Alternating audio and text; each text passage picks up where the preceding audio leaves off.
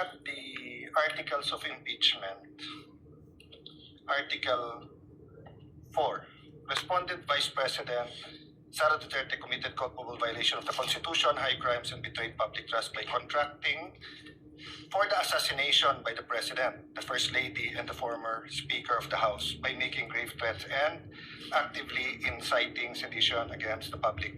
To be fair to the prosecution, I think it was asked of them that merely threatening for you is already, I hope I'm representing it correct, is already impeachable, either high crimes, grave threats, or by culpable violation. Okay, but there's a difference between saying that that mere statement is impeachable by alleging that she did in fact contract someone to kill. Because if you look at the next page, it is the position of the prosecution of the House of Representatives. The fact that respondent contracted an assassin no longer requires further proof, as it is already established under the material right of her own public admission.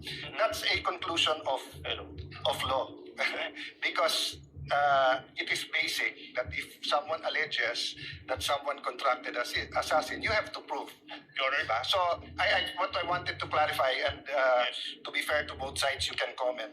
As far as I'm concerned, ang understanding ko, the prosecution did not stop short by saying that by merely uttering that is impeachable. They went further to say that they are alleging that she did in fact contract an assassin. In fact, nowhere in her words assassin, in the words of the Vice President, was assassin or contracted. Contracted means may kontrata. Sinabi niya lang may kinausap siya.